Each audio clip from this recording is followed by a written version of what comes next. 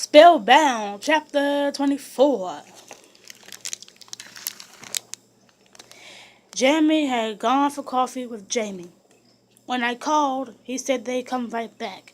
Jeremy wasn't a doctor, but he was the pack's medic, and he'd seen Elena through her pregnancy. Carl trusted him. Carl also trusted Elena, and that was why he wanted her there, for Holt. Elena wasn't my first choice for a shoulder to cry on, but she was Carl's, and that was what mattered. I found Elena helping Clay read research files. When I said Carl wanted her for Holt, Elena didn't question, just asked where to find him. She saw Jazz. I take it, she said. I nodded. She tried to kill him. Tried, Clay said. So she didn't succeed? Damn. They would be better off with Jazz dead, Elena said. But I didn't want to see Hope do it. That's not something she needs to deal with right now. Seeing Jasper Hagg isn't something she needs to deal with right now, Clay said. Elena nodded and said she'd be back. Then she left, and I was alone with Clay. Doing research for Adam, I said, pointing at the stack of files. Yup. That wasn't as odd a task for Clay as it sounded. He had a PhD in anthropology and did more than his share of research for papers. Can I help? I asked. As his mouth opened, I lifted my head. Yes, before you ask, my literacy skills have not vanished with my spells. I'm still capable of reading. Then read. He dumped a pile of folders in front of me. We're looking for any reference to those people you met. Girls, Althea, Severin, and Sievam. We're also pulling info on Balam. Most of that has been compiled before, but Adam thinks there might be more here, unsupported claims of him making contact. I pulled out a chair and opened the first folder. I told Adam I'd be happy to help with this too, but he's not going to ask, is he? Nope. I read through one file without having a clue what it was about, my eyes just scanning the words, any connection to my brain failing. I know he's not happy with the way I acted. To put it mildly, I twisted to face him. It's more than that, isn't it? You know what's bothering him. Everyone knows what's bothering him. And you're the only person who'll tell me. He shrugged and made a couple of notes, then said, as he wrote, remember back when Paige and Lucas went away on their honeymoon? You were 15 and Adam had to babysit you? If you're talking about the party, that was not my fault. I invited a few people, and things got out of hand. More people showed up. Adam had to kick them out and clean up before Paige found out. He didn't take you out riding and hiking for a while after that, did he? So that's what this is about? He's tired of cleaning up after me? You think he was mad because he had to clean up? You really didn't get it, did you? Not then, not now. I glared at him. Yes, I'm not as smart as you, okay? No, you're just a hell of a lot less considerate than I am. Excuse me, considerate? This from the guy who probably walked in here today without acknowledging a simple employee, snapped at them if they dared say hello, told them off if they asked whether he liked a coffee. Apples and oranges. Like hell. You're rude and dismissive. To people I don't know and don't care about. You'd never catch me treating Adam and Elena the way you treat Adam. Back then, Adam said that you couldn't have a party and explain why. Now he says you need to come to Miami and explains why. Both times he was right. Both times you went ahead and did your own thing. Both times you dragged him into it with you. At 15, that's just teenage arrogance and rebellion. At 21, it's a complete and utter lack of respect for someone you're supposed to care about. I do care about. You're in love with him? Of course not. He's my friend, a friend, and you're in love with him. Always have been, and everyone knows it. Everyone except Adam. You're as bad as Jamie is with Jamie. Sure, you don't make an idiot of yourself over him, but it's just as obvious. You never would have caught Jamie treating Jeremy like that, though. You know why? Because she's an adult. And I'm not? Most times, yeah, you act like an adult. What everyone else calls recklessness, I call a lack of basic respect for others. That's immature, and that's why you're never going to have a shot at anything with Adam. The age difference makes it tough enough for him to see you that way. The maturity difference means he can't. I nodded and picked up another file. Not going to run away? He said. I shook my head. Good. I let him make a few notes, then said, So having diagnosed my romantic issue, are you going to suggest how I can fix it? Clay looked at me.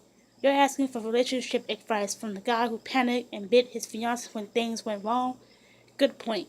If you want that kind of thing, call Nick.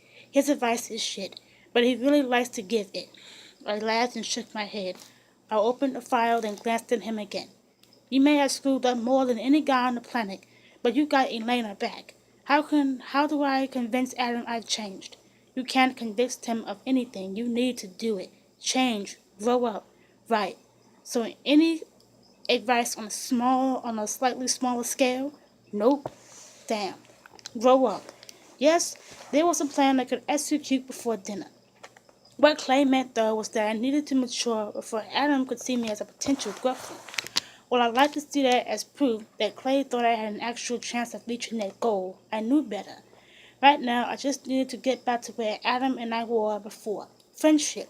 That didn't seem to require maturity time warp. Just a little bump in that direction, maybe a big bump. Step one should be the apology. Only I thought back to the party incident and all the other times I've taken Adam for granted or manipulated our relationship to my advantage. Then I'd apologize and he'd say that was fine, no big deal. And it would be a long time before we really got back on track. To him, the apology was obliterated, as was his acceptance. Adam's anger burned out fast, but left embers that smothered for weeks. Started by writing my apology in a letter. I told myself that was the best way of making sure I covered everything. But halfway through, I realized I was writing it to avoid saying it. Not every mature, that very mature. I needed to do this in person. The problem was getting a chance to do that. I didn't see Adam for the rest of the day. Elaine and I were making plans for dinner when Benicio came by and took me aside. What's up? I said. I'm having trouble with the Nast. Surprise, surprise, let me guess. He tried to warn Thomas Nast that these people are after Adam's baby, and he said, What baby? What before hanging up on you? Precisely. Your grandfather can be very difficult. You think? Try being the witch granddaughter he wants nothing to do with. Are you asking me to speak to Sean? If you could, I don't need confirmation of the child's existence, though you like it if possible. Yes. More importantly, though, I want to be sure they are taking the threat seriously, because the more of these signs these girls collect, the more followers he'll sway. Sean's in Hong Kong, meaning I have to deal with Price. That's as impossible as dealing with Thomas. I'll call Sean. I doubt he can do much from across the world, but I can at least let him know. Thank you. I left a message on Sean's voicemail. After dinner, I continued shifting through files. After making sure everyone knew I was available for whatever other task they had in mind. No one took me up on the offer. Soon it was time to go to bed. Paige and Lucas had a condo in Miami, a recent concession they accepted from Benicio, so they wouldn't need to stay in hotels every time they had business in town. For the first time in my life, it seemed strange going home with them. It wasn't that I felt unwanted, just that it suddenly seemed odd at my age to be scooped up and taken home by my parents for the night. Suppose it had been odd for a while. I just hadn't noticed. I drank Paige's sleeping tea while we talked about the case. This was the time I missed if I moved out. The late nights, staying up, sometimes watching movies or playing games, but mostly just talking. After 10 years of this, my own apartment would seem very quiet. I guess that's part of growing up. When I woke, I had a message from Sean. Please call as soon as possible. The call history showed he phoned a few times overnight. A call from Meg. Hey, how's Hong Kong? I said when he answered. It was fine when I left it. I made a call to Los Angeles. Seems we've had an asset disappear. I sat up, pillows tumbling to the floor. Adele's baby? Yes. He paused. I know you asked about him once, and you couldn't talk about it? I understand. So the Nats did have him or had him. He's been taken, I presume. Yes. How they managed that? Your secured floor has got to be at least as good as a quartet's. Lawson is 2 years old, Savannah. We may commit some serious ethical oversight, but we don't confine toddlers to maximum security. He was being raised by the family of our clairvoyant. Under heavy security, of course, but it's hardly solitary confinement. What happened? At this point, we only know that he's gone. His security detail didn't do their regular nightly check-in, and when we sent a call to the house, no one was there. The group grabbed them. That would be the obvious answer. However, Granddad and Uncle Joseph are convinced it was Benicio. They think he's blowing his threat out of proportion with the express intent of kidnapping Lawson. Warn Thomas that Lawson is in danger, then take him and blame the scapegoat, which works really well when I'm the only person saying this group wanted to kid. Right, and you think? I trust you. I don't trust Benicio. So either this group has targeted Lawson and taken him, or they targeted Benicio. And when you tell Benicio he used the excuse to take him. If there's one thing Lucas taught me about his father is that you never ever say Benicio wouldn't do that. Because as soon as you do, he'll prove you wrong and you'll be left looking like a fool. Sean continued. So we've got a kidnapping and potentially ugly diplomatic situation, which means we'll need Lucas here. Whether his dad took Lawson or not, this is going to cause exactly the kind of chaos a rebel group would take full advantage of. Once they have Benicio as a suspect, they'll use it. I'll tell Lucas. Can you come too? You know this better than anyone, it seems. Right. And Nazca will be so happy to listen to me. Just come, Savannah. Please. All right. I paused then. Are you okay? I know it's early and I probably wake you, but you seem like yourself. I lost my spells. The words came out before I could stop them. You lost your magic, spellcasting mojo. It's gone. Something's happened and I sucked in air. Not important at the moment. It is to you. I'm sorry. As he said that, I realized he was the first one who had.